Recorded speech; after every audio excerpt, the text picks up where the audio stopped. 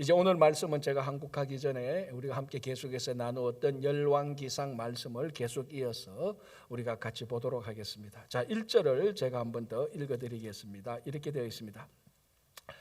서바의 여왕이 여호와의 이름으로 말미암은 솔로몬의 명성을 듣고 와서 어려운 문제로 그를 시험하고자 하여. 자, 건너뛰어서 10절 보겠습니다.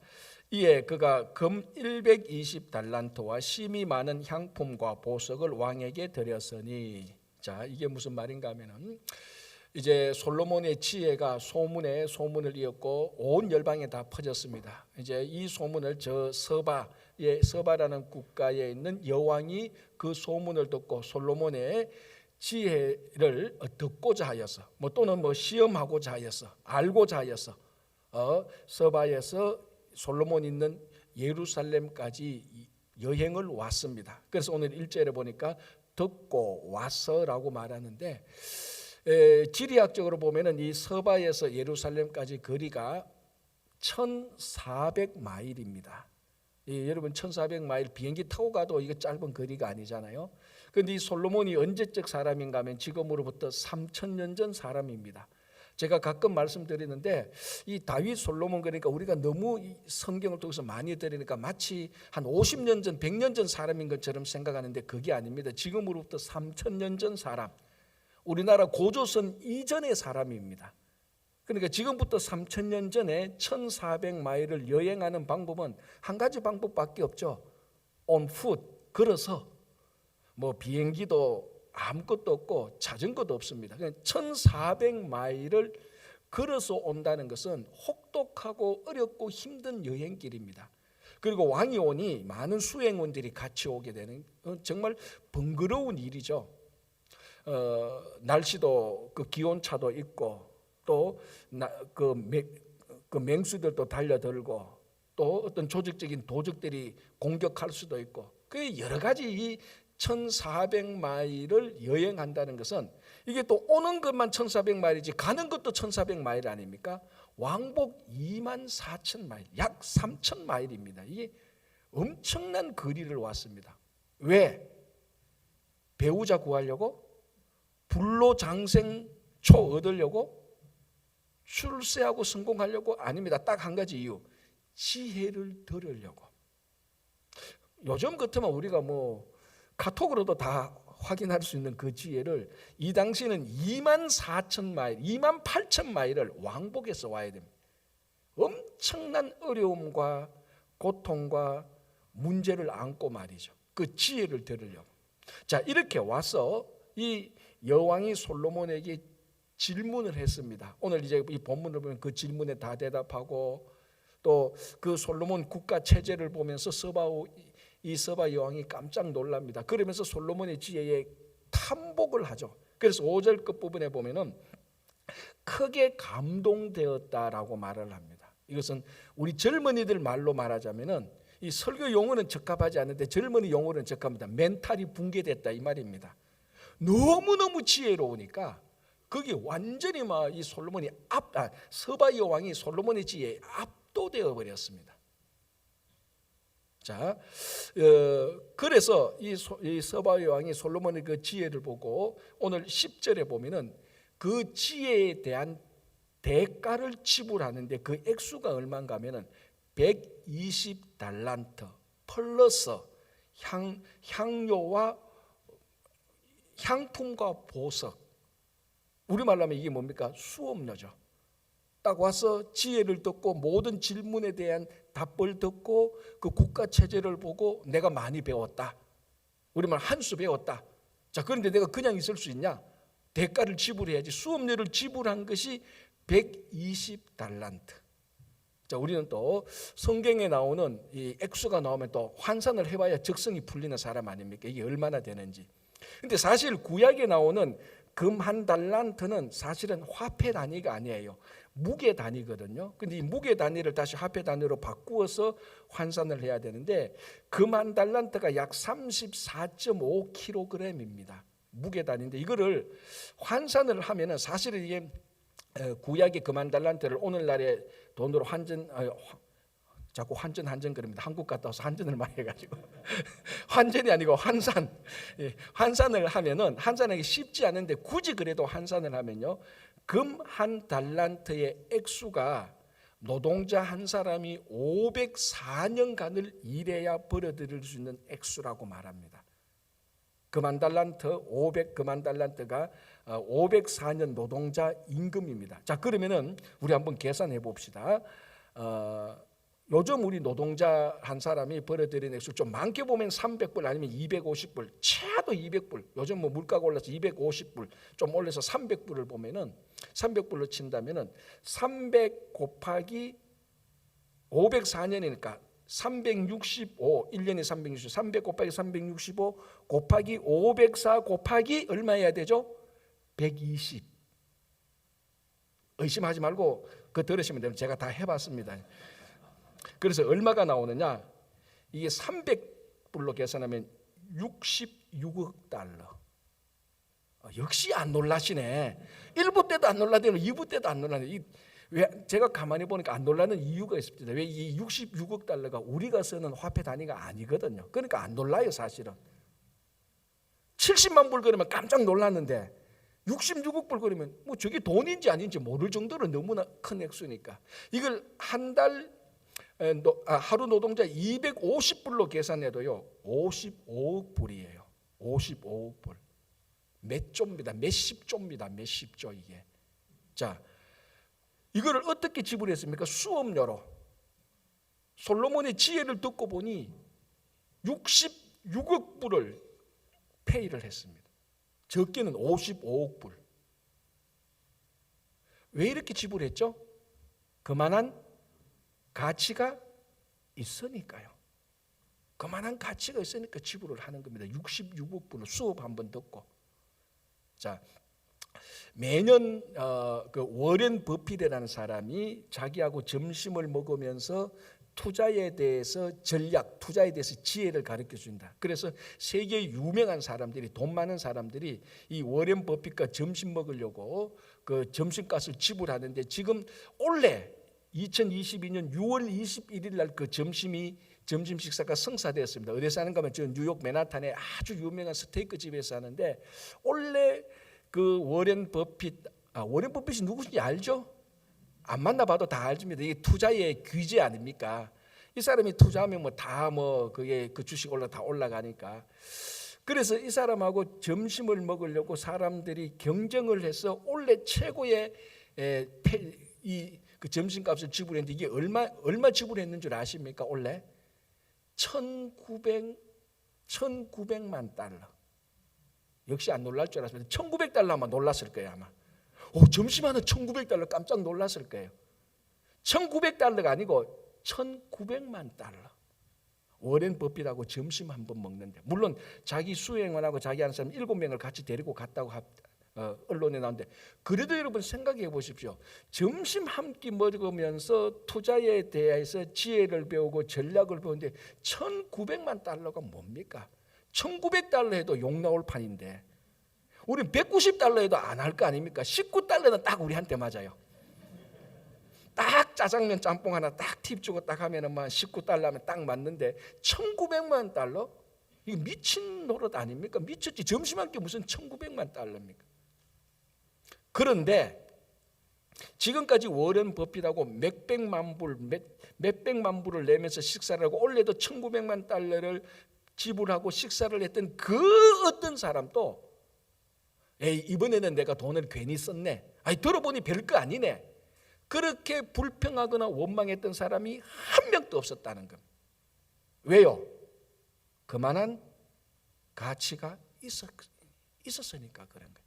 물론 이 1900만 달러는 워렌 버핏 개인 재산으로 들어가는 건 아니고 빈민 구호 단체 재단에 이제 들어가는 겁니다. 어쨌든 지불하는 사람은 1900만 달러를 내야 되고 그만한 가치를 얻는 겁니다. 여러분, 이 1900만 달러만 해도 어마어마한데 지금으로부터 3000년 전에 서바 여왕은 솔로몬의 지혜를 들고 66억 불, 적게 55억 불을 지불한 겁니다. 이게 우리가 사는 세상 사람들의 이야기가 아니죠, 그죠? 완전 뭐 전설 속의 이야기 아닙니까? 정말 내하고는 아무 상관없는 이야기인 것 같은데 실제로는 이게 우리 이야기입니다. 제가 솔로몬이나 워렌 버핏보다 더 여러분들에게 유익되는 사람을 제가 어레인지해서 제가 조정해서 여러분들하고 여러분들이 1달러도 안 내고 제가 조정해서 점심 식사를 대접하고자 하면 여러분 저하고 같이 가실래요? 저를 안 믿으시는구나. 여러분 그게 누군가 하면은 예수님 이야기예요. 예수님 이야기. 여러분 마태복음 12장 42절에 이렇게 되었습니다. 제가 먼저 읽어드리고 좀 설명을 해드릴게요. 심판 때에 남방 여왕이 일어나 이 세대 사람을 정죄하리니 이는 그가 솔로몬의 지혜로운 말을 들으려고 땅 끝에서 왔음이거니와 솔로몬보다 더 큰 이가 여기 있느니라. 자, 이게 서기관과 바리새인들이 예수님에게 표적을 보여달라고 말합니다. 이게 순수한 신앙의 의도가 아니고 예수님에게서 표적을 구해서 예수님에게 흠을 잡고 공격하고 예수님을 시험하고 의심하고 그냥 전부 다 부정적인 의도로 예수님에게 표적을 보여달라고 말합니다. 이미 그 전에 마태복음을 보면 이미 그 전에 예수님께서 표적을 많이 보여주셨고 예수님이 메시아라는 것을 다 이미 충분히 알도록 다 사역을 하셨습니다. 그럼에도 불구하고 또 표적을 보여달라 그러고 거기에 뭔가 잘못되면 흠잡고 공격하려는 아주 부정적인 악한 의도로 서기관과 바리새인들이 표적을 보여달라고 말했을 때 그 답변 가운데 하나가 이 대답입니다. 심판 때에 남방 여왕이, 이 남방 여왕이 오늘 본문에 나오는 서바 여왕이거든요. 이 심판 때에 이 서바 여왕이 나타나서 너희들을 다 정죄할 것이다. 왜? 솔로몬보다 더 큰 이가 여기 있다. 자, 이게 무슨 말인가 하면은 이 여왕은 솔로몬에게 지혜를 얻으려고 왕복 28,000마일을 여행했고 그 솔로몬의 지혜를 듣고 66억 불 플러스 향품과 보석을 지불해서 솔로몬에게 지혜를 얻었습니다. 그런데 지금 이 자리에는 솔로몬보다 더 큰 이, 솔로몬보다 더 지혜로운 완벽한 지혜인 예수님이 계시는데 너희들이 예수님에게 표적을 보여달라니 공격하고 흠을 잡으니 이 서바 여왕이 볼 때는 얼마나 이 사람들이 가짱했습니까? 서바 여왕은 예수님보다도 덜 지혜로운 사람에게 66억 불을 지불했는데 이 사람들은 솔로몬보다 더 큰 지혜로운 사람 앞에서 지금 뭐 지혜가 있니 없니 표적을 보여달라니 말라니 공격하니 이 서바 여왕이 심판 때에 나타나서 너희들은 전부 다 벌받아서 마땅하다라고 정죄할 것이라는 것이. 자, 이분이 바로 예수님입니다. 여러분 워렌 버핏이 투자의 귀재이지만 그래서 별명이 오마하에 살고 있는 오마하의 현인이라고 말하지 않습니까? 솔로몬은 지혜의 대명사죠. 여러분 이 솔로몬이 아무리 지혜가 있어도 워렌 버핏이 아무리 투자를 잘해도 지혜 그 자체이신 예수님보다는 못하는 겁니다. 그래서 저는 자신 있게 여러분들에게 솔로몬보다 더 지혜로운 사람과 점심시간을 제가 어레인지 해줄 수 있다고 말하는 겁니다. 여러분 사도 바울이 예수님에 대해서 뭐라고 말했는가 하면 고린도전서 1장 2장에서 예수 그리스도는 하나님의 지혜다라고 말합니다. 자, 솔로몬이 그렇게 지혜로웠지만 워렌 버핏이 그렇게 투자를 잘했지만 이 사람들의 지혜는 전부 다 세상의 지혜입니다. 세상 가운데서 가장 지혜롭고 가장 지식이 많고 가장 많이 아는 사람이었지만은 바울이 고백하는 예수 그리스도는 그 자체가 세상이 아닌 하나님의 지혜입니다. 그런데 우리는 하나님의 지혜자신 예수 그리스도와 늘 함께 했는데 예수 그리스도께서 우리의 친구가 되어 주셨는데 우리가 묻기만 하면은 그 하늘의 지혜를 우리들에게 주시는데 우리도 어쩌면 서기관과 바리새인처럼 예수님 그 솔로몬보다 더 큰 일을 두고 다른 질문을 하거나 엉뚱한 일을 하고 있는지 아닌지 우리 자신을 한번 되돌아봐야 되는 것이. 여러분 정말로 솔로몬보다 워렌 버핏보다 훨씬 더 지혜로운 하나님의 지혜인 예수님이 우리의 친구가 됩니다. 그게 얼마나 복된 사람입니까? 여러분, 우리가 얼마나 복된 사람입니까?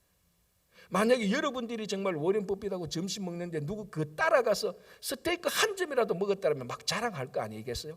내가 누구하고 먹었는데. 그런데 여러분, 우리는 솔로몬보다 더 큰 예수님이 우리의 친구가 되어주시고 우리에게 지혜를 주시는 겁니다. 그것도 공짜로. 주님과 늘 함께하고 있는데. 그래서 우리가 다시 한번 여러분, 우리 인생의 지혜자가 솔로몬이 아니고 세상에 어떤 사람이 아니고 예수님인 것을 다시 한번 기억하시기 바랍니다. 자, 3절이 이렇게 되어 있습니다. 솔로몬이 그가 묻는 말에 다 대답하였으니 왕이 알지 못하여 대답하지 못한 것이 하나도 없었더라. 자, 이 서바 여왕은 솔로몬을 만나서 온갖 것을 다 질문했습니다. 몰랐던 것, 그리고 서바 지역에 아주 구석에 있는 뭐 식물이 어떻고 하늘의 운행이 어떻고 온갖 것들을 다 질문하고 온갖 것들을 다 응용해서 물어보았겠죠. 그런데 솔로몬이 막힘이 없이 다 대답했습니다. 마치 요즘 여러분들이 인터넷 켜가지고 구글에 뭐 툭 치면 구글에 답이 톡 나오는 것처럼 툭툭 튀어나오는 거예요. 이게 3000년 전에는 그게 불가능한 것 아닙니까? 그리고 오늘 여기 4절 5절을 보면 이 서바 여왕의 솔로몬의 나라를 보니까 이 나라 정비 체제 자체가 자기가 지금까지 본 어떤 나라의 정비 체제하고는 완전히 달랐습니다. 이 왕이 볼 수 있는 안목이 있잖아요. 그래서 여기 보면 건축한 왕궁, 그 상에 있는 식물, 그리고 신하들이 딱 정렬해 있는 모습, 앉아 있는 모습, 신하들의 옷, 관복 이런 것들을 보고, 그리고 성전에 올라가는 청계, 그 건축된 것을 보고 이 서바 여왕이 완전히 감동을 해요. 그러니까 이 솔로몬의 지혜는 이론적인 지식도 있었지만은 묻는데 다 대답할 수 있는 이론적인 지식도 있지만 실제적으로 삶에 있을 때 실제적인 지식도 완벽했다는 것이. 그러니 이 솔로몬은 서바 여왕이 대답하는 모든 질문에 대답자가 된 것입니다. 무슨 말인가 하면은 이 서바 여왕이 솔로몬에게 질문해서 대답을 얻었습니다. 인생의 갈등과 문제와 혼합에 대해서 질문해서 그 질문에 대한 그 문제에 대한 해결책을 솔로몬에게 얻었습니다. 그렇다면은 우리는 누구에게 가서 질문을 해야 됩니까? 우리는 누구에게 가서 우리 문제를 내놓고 우리 갈등의 문제를 누구에게 가서 해결해야 됩니까? 솔로몬보다 더 큰 예수님에게 가야 되지 않습니까? 여러분, 이제 정말로 우리 여러분들이 지금 품고 있는 여러분들에게 닥치고 있는 여러분들이 해결하지 못한 그 질문들, 인생의 대답들을 이젠 더 이상 어떤 장면 거사한테 가지 마세요. 예수님에게 가시면 돼요. 정말 예수님이 영어로 말하면 우리 인생 문제의 솔루셔니스트, 해결자 아닙니까? 우리 인생의 answer, 대답자 아닙니까? 다른 데 갈 필요 없습니다. 우리와 함께하고 있는 우리의 친구 되시는 하늘의 지혜 되시는 그 예수님에게 진심으로 묻고 질문하고 우리 문제를 내놓았을 때 예수님께서 하늘의 지혜로 대답해 주시고 해결해 주시는 것입니다. 자, 그래서 이 모든 것을 경험했던 서바 여왕이 솔로몬에 대해서 이렇게 말합니다. 7절 8절인데 8절을 볼게요. 복되도다 당신의 사람들이여, 복되도다 당신의 이 신하들이여, 항상 당신 앞에 서서 당신의 지혜를 들음이니이다. 자, 잘 보십시오. 이 서바 여왕이 복되도라고 칭송을 했습니다. 누가 복되도다고요? 솔로몬입니까? 아니죠. 솔로몬의 백성들, 솔로몬의 신하들이 복이 있다는 것입니다. 자칫하면 솔로몬이 복되다라고 말하는데 물론 솔로몬이 복이 있죠. 그러나 오늘 서바 여왕은 정확히 말합니다. 복되도다 솔로몬의 신하들이여, 복되도다 솔로몬의 백성들이여. 왜? 솔로몬으로부터 지혜를 듣기 때문입니다. 복되도라고 말합니다. 구조적으로 보면요, 지금 설교를 하고 있는 제가 복된 사람이 아니고 이 설교를 통해서 예수님이 지혜를 듣는 여러분들이 복된 사람입니다. 이게 복된 사람이에요. 여러분 최근 한 20년 동안에 우리 지금 이 지구상에 살아가는 사람들의 지식이 폭증했습니다. 무슨 말인가 하면 인터넷 매체의 도움을 인하여서 너무 많은 지식을 우리가 접할 수 있지 않습니까? 가장 대표적으로 유튜버 같은 것. 그래서 요즘은 사실은요, 뭐 지식을 배우기 위해서 대학 갈 필요 없어요. 유튜브만 들어도요, 전문 지식이 쫙 깔려져 있습니다. 뭐 헌법에 대해서요, 유튜브만 치면요, 하버드 교수로부터, 물론 영어가 좀 딸려서 그렇지, 하버드 교수로부터 저 지방 대학의 교수까지 강의가 수두룩 다 나옵니다.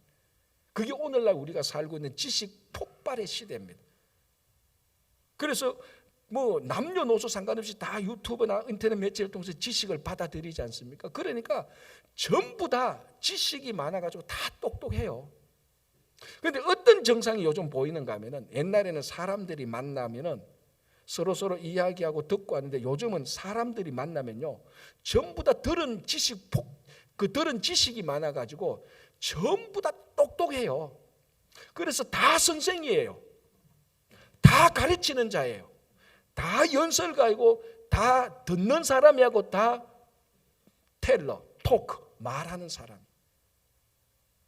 무슨 말인가 하면은, 요즘 사람들이 만나서 가만히 보면은 듣는 사람보다 말하는 사람이 훨씬 더 많아요. 그런데 오늘 솔로몬의 서바 여왕이 뭐라고 말하는가 하면은, 복되도다, 말하는 사람이 아니고 듣는 사람이 복되도라고 말했어요. 누구의 이야기를? 솔로몬의 지혜를 듣는 사람이 복되도라고 말을 한 것이에요. 여러분, 이 성경을 통하여서 하나님의 말씀을 듣는 사람이 복된 사람입니다. 정말 오늘 여러분들이 이 성경의 본문을 통하여서, 이 부족한 설교자의 설교를 통하여서 예수님의 지혜를 듣고 복된 사람이 되시기를 바랍니다. 세상의 다른 이야기를 말하고 듣는 게 아니고 예수님의 지혜를 듣는 복된 사람이 되시기를 바랍니다. 자, 이제 하나 마지막으로 더 볼게요. 23절입니다. 이렇게 되어 있습니다. 솔로몬 왕의 재산과 지혜가 세상의 그 어느 왕보다 큰지라. 자, 솔로몬에게 세 가지 정체성이 있다고 제가 몇 주 전에 얘기했습니다. 첫 번째, 솔로몬 그러면 딱 떠오르는 것이 지혜, 그리고 성전 건축, 그리고 마지막 하나 재산, 솔로몬의 부요함. 자, 오늘 본문의 23절에 솔로몬 왕의 재산과 지혜가 세상의 그 어느 왕보다 컸다라고 말. 자, 지혜는 이제 우리가 앞에서 많이 살펴봤으니까 지혜는 넘어가고요. 재산을 한번 봅시다. 다 우리가 관심 있는 거 아닙니까? 지혜보다 재산. 자, 솔로몬의 재산이 얼마였는가? 자, 이 솔로몬의 재산을 보면서 하나님께서 솔로몬, 그리고 그 솔로몬 왕국에 부어주신 물질적인 부요함이 얼마인가 먼저 한번 검토해 보겠습니다. 10장 14절에서 22절까지 솔로몬의 부요함에 대해서 쭉 증거하고 있는데요, 성경을 읽어보면은 한 사람의 부요함에 대해서 이렇게 길게 자세하게 기록해 놓은 사람은 솔로몬 외에 아무도 없습니다. 좀 그 사람의 재산에 대해서 좀 기록해 놓은 사람이, 약간의 흉내라고 낸 사람이 동방의 의인 욥의 재산에 대해서 좀 기록 한 두 구절에 걸쳐서, 한 두세 구절에 걸쳐서 기록되어 있지만, 솔로몬의 재산은 14절부터 22절까지 8, 9구절에 걸쳐서 솔로몬의 재산에 대해서 쭉 기록하고 있어요. 이 재산의 양을 보면은 요한계시록에 나오는 새하늘과 새 땅 외에는 이 지구상에서 솔로몬의 재산의 물질적인 부요함에 비견될 사람이 없습니다. 자, 대표적으로 14절을 제가 한번 볼게요. 이렇게 되어 있습니다. 솔로몬의 새 입금의 무게가 금 666달란트요. 자, 그 다음에 뭐 15, 16 쭉 나오는데 그거 놔두고 요 한 구절만 봐도 물질적인 부요함이 얼마인 줄 알 수 있습니다. 자, 660달란트 새 입금인데, 이거는 뭔가 하면은 그 나라에서 물품을 제조해서 얻는 수입이 아닙니다. 수익이 아니고 그냥 가만히 앉아서 다른 국가들이 조공 바치는 것만 거두어 드리는데 666달란트라는 것이. 왜? 솔로몬이 지혜를 듣고 이 서바 여왕 같은 사람들이 와서 120달란트 내고 그리고 또 다른 왕에서 내서 50달란트. 이게 매년마다 그래 있었거든요. 솔로몬 왕 때는. 그러니까 이게 매년 들어오는 것이 한 번이 아니고 매년 들어오는 것이 666달란트인데 아까 우리가 봤잖아요. 120달란트가 얼마였다고요? 66억 달러. 그러면 666달란트는요. 제가 또 계산했습니다. 이번에는 이 설교 준비하면서 동계산한다고 제가 그래 이제 외우지도 못해 하도 많아가지고 이게 하루 일당을 다시 300불로 보면요 666달란트가 367억 불, 250달란트로 계산하면요 약 300억 불입니다. 안 놀라죠? 왜? 감이 없으니까. 그죠? 감이 없으니까 안 놀랍니다. 맞습니다. 여기에 놀라면 여러분들이 이 돈에 대해서 감이 있다는 거예요. 사실 그게 더 놀라운 사실이에요. 사실은 이건 감이 없어서 안 놀라야 돼요. 왜? 우리가 쓰는 화폐 단위가 아니에요. 이거는 진짜 국가 경제를 논할 때 쓰는 화폐 단위예요. 국가 경제를 논할 때. 개인의 재산을 말할 때 쓰는 화폐 단위가 아니에요. 자, 작년 2021년 대한민국, 대한민국 지금 선진국 아닙니까? 뭐 OECD한테 가고 국가 경제 뭐 이런 거 보면은 10인가 8인가 그래 했대요. 작년에 대한민국이 수출을 얼마 했는가 하면은 6,445억 불 수출해서 얻은 거. 그러면 수입에서 돈을 지불한 게 6,150억 불. 그래서 수출 수입 딱 하면은 얼마 이익을 받는가 하면요 295억 불을 이익 받습니다. 1년 동안 대한민국이 수출 수입 통해서 수입 빼고 수출, 그러니까 수출을 했는데 수입했는 거 제거하면은 대한민국 선진국 지금 8이나 10이 하는 국가 경제가 1년 동안 거두는 수익이 295억 불. 솔로몬이 적게 잡아도 1년 동안 벌어들인 소득이 얼마? 300억 불. 적게 크게 보면 367억 불.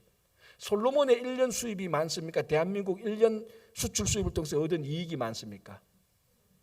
솔로몬이 많지요. 약 크게 보면 72억 달러 솔로몬이 더 많아요.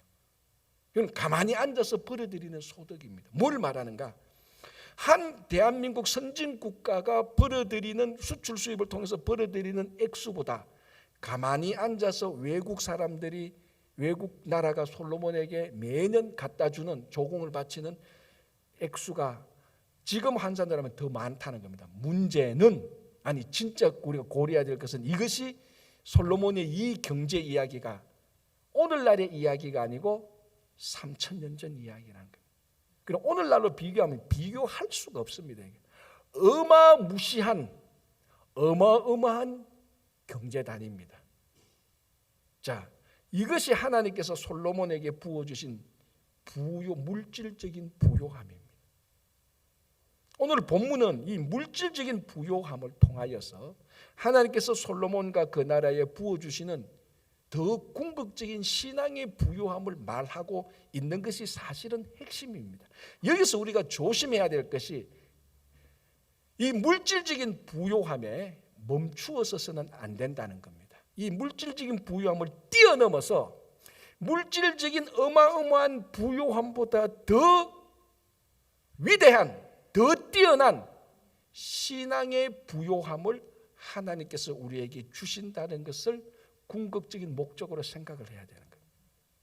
제가 왜 솔로몬의 물질적인 부유함을 이렇게 환산했는가 하면은 이 솔로몬의 물질적인 부유함이 부러워서 저기 우리 신앙의 목적이다 그걸 밝히기 위해서가 아니고 이 어마어마한 물질적인 부유함을 뛰어넘는 이것을 초월하는 신앙의 부유함을 하나님께서 우리에게 주신다는 것을 기억해야 되는 것입니다. 한국 갔다 와서는 한국 얘기 한번 해야죠. 지난주에 어떻게 하다 보니까 저희 이제 친척이 서울에 살고 이제 서울에 갔다가 이제 또 식사를 하다 보니까 여의도로 가게 되고 여의도에 가게 되니까 또 전번 교회에서 같이 신앙생활 하던 분이 마침 또 서울에서 또 만나서 또 식사를 했습니다. 하다 보니까 바로 그 옆에 차로 운전해서 한 5분만 가면은 최근에 아주 잘 지은 그 백화점이 있대요.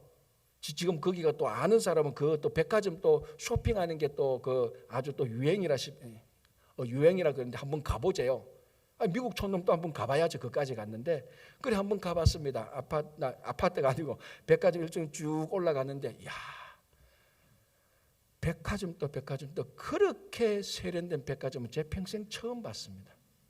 정말 이게 대한민국의 건물이라는 게 자랑스러울 정도로 정말 백화점이 좋아요. 우리 맨하탄에 가서 백화점 봤지 않습니까? 뭐 많이 본 건 아닌데 지금까지 본 백화점 가운데 최고로 세련된 디자인이 멋진, 제가 또 그런 건 볼 줄 알잖아요. 딱 보니까 와, 이거는 세계적인 백화점 수준이에요. 여러분 저 롱아일랜드 백화점요, 그거 갖다 대면요 저 방구석에 있는 뒷방에 밖에 안 돼. 그만큼 대한민국의 그 세련됨과 물질적인 부유함이 뛰어났다는 거. 정말 잘 지었더라고요. 잘 설계하고, 야, 참 정말 어느 세계적인 건물에 내놓아도 뒤지지 않는 세계적인 정말 그 디자인과 멋진 것을 보았습니다. 그러면서 제가 드는 생각이, 지금 한국 교회와 한국 사회가 이 물질적인 부요함에 여기서 스탑하고 여기에 걸려 넘어들면 앞으로 한국 교회는, 한국 교회 성도들은 영원토록 물질주의의 노예가 되겠다는 생각이 들었습니다. 이 물질적인 부요함을 뛰어넘어야 됩니다. 그래야 물질적인 부유함을 핸들링할 수가 있는 것입니다. 이걸 뛰어넘지 못하고 물질적인 부유함이 이만큼이라면 신앙의 부유함은 최소한 이거보다 높아야 됩니다. 그래야 신앙의 부유함이 물질의 부유함을 핸들링해야 이게 정상적으로 되는데, 이 물질적인 부유함이 너무 크기 때문에 신앙의 부유함이 과연 그만큼 올라갈까? 교회 밖에 있는 사람 신앙은 없다 할지라도 내면적인 부유함이 올라갈까라는 질문을 하게 됐고, 제 결론은 물질적인 부유함을 아직까지 한국 교회 성도와 한국 교회 사람들이 내면적으로나 신앙적으로 그에 못 미치고 있구나라는 것을 제가 한 가지 경험을 했습니다. 예를 들자면 이겁니다. 제가 올해는 한국 방문 가서 처음으로 차를 운전을 했습니다. 그 전에 가면은 차를 운전 안 하죠. 그냥 뭐 전철 타고 택시 불러서 타고 갔는데 이번엔 좀 몇 군데 들을 때가 있어서 그는 차가 있어야 되겠다 싶어서 저희 마침 사돈이 또 미국 들어오면서 제가 그 차를 또 썼습니다. 근데 사돈이 그 차를 저한테 빌려주면서 차 뒤에 초보 운전하라고 또 붙여놨더라고요. 이거 내가 기분이 묘했어요. 내가 뗄까 말까 하다가 그냥 붙여두고 그랬으면 사실 초보 운전 맞죠. 왜냐하면 지금 제가 미국 온 이후로 처음으로 운전을 하거든요. 그전에 한국에도 운전은 안 했습니다. 근데 22년 만에 운전을 처음 하니까 초보가 맞다는 생각도 놔뒀습니다. 그리고 가만히 생각하니까 제가 서울에 운전은 평생 처음이더라고요. 가만히 보니까 서울에서 공부할 때도 제가 운전은 안 했습니다. 전철 타고 다니고 버스 타고 다니고 택시를 불러서 택시 타고 다니는데 제가 운전은 안 했는데, 가만히 보니까 올해가 평생에 처음 서울에서 제가 운전을 해가 다녔어요. 초보 운전자가 맞죠. 사돈이 참 지혜로워요. 물론 자기 차 사고 안 날라고 붙여놓을 수도 있겠지만 어쨌든 이 사돈이 설교 들으면 안 되는데, 어쨌든 초보 운전 딱 붙여 운전을 했습니다. 그러니까 편하긴 편하더라고요. 사람들이 알아서 하는데, 서울에 운전하니까 제가 서울 지리도 잘 모르고 운전해서 가니까 잘 모르잖아요. 그러니까 차선을 변경해야 될 때가 종종 생겨요. 그렇잖아요. 그러니까 뭐 차선을 변경해야 생기는데 깜빡이를 넣고 차선으로 들어가는데요, 제가 한 가지 기겁할 뻔한 일을 경험했습니다. 그 차선 약간 양보하는데 0.5초에서 1초밖에 안 걸려요. 사실 운전해 보면 제 옆으로 오른쪽으로 지나가는 차 한 대가 양보 안 하고 그냥 그대로 지나가더라고요. 그래서 제가 집사람하고, 여보, 한국에서 운전 못하겠다. 이거 양보 안 해주면 내 같은 사람 어떻게 운전하냐. 0.5초에서 1초예요 진짜로. 그거 양보하는데. 그런데 싹싹 다 지나가요. 제가 깜빡이를 넣고, 아마 뒷사람은 저 초보가 깜빡이 거 들으니까 미워서 계속 이렇게 지나갔을 수는 있겠지만 어쨌든 저는 굉장히 당황했어요. 여보, 운전 못하겠다 이거. 그 0.5초 1초를 안 비켜주니까. 그래서 저도 목사지만 화가 나잖아요. 좋다, 나도 맨하탄식으로 운전하겠다. 내가 뭐 기술이 없어서 초보냐? 지리를 몰라서 초보지. 그래서 알았다 해서 딱 넣고 깜빡이 넣고 그 깜빡이 빨간 줄 훅 들어갔어요. 그래서 운전해서 갔죠. 그래서 살았습니다 지금까지. 자, 그러면서 제가 뭘 봤냐? 그럼 0.5초 1초도 여유가 없이 싹싹 지나가는 그 차들이 전부 다요 최고급 차였습니다. 여러분 한국 가보면 다 아시겠지만요, 한국의 여의도요, 제가 가본 여의도인데 여의도 목동 가면 여의도 목동요 지하 주차장, 아파트 지하 주차장에 가보십시오. 퀸즈 롱아일랜드보다 훨씬 더 고급 차들이 더 많습니다. 진짜로. 그런 고급 차를 몰고 가면서 초보로를 붙인 차가 깜빡이를 넣고 들어가는데 아무도 양보 안 하고 그냥 다 지나가요.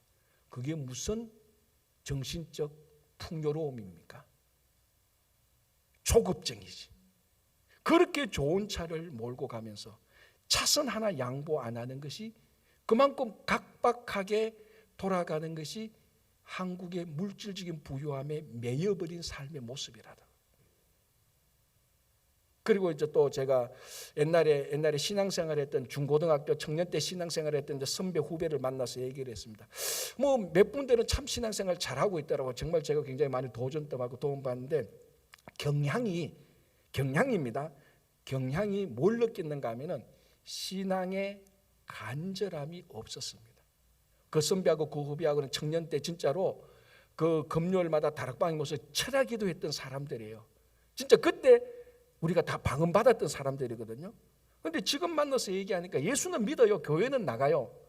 그런데 이게 보니까 등 따시고 배부르니까 신앙을 쭉 얘기했는데 느끼잖아요. 제가 목사인데 왜 못 느껴요? 딱 느껴보니까 예수는 믿는데 간절함이 없는 겁니다. 여러분, 신앙의 부유함은요 간절함에 담겨져 있습니다. 여러분 신앙생활에도 간절함이 없으면요 여러분 신앙적으로 부유한 사람 아니에요. 고급차를 몰고 가도 초보가 깜빡이었고 들어오는데 그거 0.5초를 허용하지 못하고 쌕쌕 달리는데 그게 무슨 물질적인 부유함보다 더 큰 정신적인 부유함입니까? 물질적인 부유함이 한참 뒤지는 내면적으로는 황폐한 정신상태 아니겠습니까? 여러분 하나님께서 솔로몬에게 부어주신 물질적인 부유함은요 저주도 아니고 나쁜 게 아니에요. 그건 정말 하나님의 은혜예요. 하나님께서 우리에게 주시는 물질적인 부유함은 하나님의 은혜가 맞고 복이 맞습니다. 물질적인 부유함을 우리는 미워하거나 부정적으로 생각할 필요가 없어요. 분명히 맞습니다. 그러나 더 중요한 것은 하나님께서 주시는 물질적인 부유함에 멈추어서는 안 된다는 겁니다. 그걸 극복해야 되는 겁니다. 신앙적인 부유함이 있어야 물질적인 부유함을 핸들링할 수 있고 물질주의나 기복주의에 빠지지 않습니다. 그래서 사도 바울이 뭐라고 말합니까? 고린도후서 6장에서 사도 바울은 뭐라고 말합니까? 나는 가난하지만 많은 사람을 부유하게 했다. 나는 아무것도 없지만 모든 것을 가진 자라고 말했습니다. 바울은 정말로 물질적인 부유함보다요 신앙적인 부유함이 월등히 높았던 사람입니다. 그래서 바울은 감옥에 가도 만족했던 사람이에요. 아무것도 없는데 모든 것을 가진 사람처럼 풍성한 삶을 살았습니다. 자기는 지독하게 가난했는데 옆에 사람을 다 부유하게 만들어줬습니다. 이게 진짜 물질적인 부유함을 뛰어넘는 신앙의 부유함을 살아가는 사람입니다. 여러분 우리 신앙의 성공과 실패를요 물질적인 부유함에 두어서는 안 되는 겁니다. 신앙의 부유함에 두어야 되는 겁니다. 그렇다고 해서 물질적인 부유함을 저주하거나 야 물질적인 부유함이 우리 성도들이 가져서는 안 되라고 말해서는 안 되지만 물질적인 부유함에 갇혀서는 안 되지만 물질적인 부유함을 뛰어넘어서 신앙의 부유함이 더 풍성할 때에 물질적인 부유함을 누릴 수 있는 신앙의 자격이 있는 것입니다. 그래서 오늘 이 솔로몬에게 부어주신 물질적인 부유함을 보면서 물질적인 부유함 이 자체가 우리 신앙의 성공과 실패의 기준이 아니라 내게 준 물질의 부유함을 뛰어넘는 신앙의 부유함이 있는가 없는가를 보고 내 신앙이 지금 성공인지 실패인지 판가름해야 됩니다. 실패라면은 내 물질의 문제가 아니고 신앙의 부유함을 다시 회복해야 되는 것입니다. 어떻게 해요? 예수 그리스도 안에 그리스도와 함께 할 때 우리는 신앙의 부유함 속에 살아가는 겁니다. 어디에 있든지 무슨 일을 하든지. 바울이 대표적인 사람 아니었습니다. 그래서 무슨 일을 하든지 자기는 자족할 줄 알았고 무슨 어떤 형편에 처해도 다 그 형편에서 부유함을 살아갔던 사람입니다. 오늘 이 솔로몬의 어마무시한 엄청난 물질적인 부유함을 뛰어넘는 신앙의 부유함이 여러분 모두에게 함께하기를 간절히 바랍니다. 이거는 솔로몬의 이야기가 아닙니다. 우리에게 오늘 당장 필요한 이야기입니다. 금 660달란트의 물질적인 부유함보다 더 풍성한 신앙의 부유함을 예수 그리스도 안에서 누리시기를 간절히 바랍니다. 기도하겠습니다.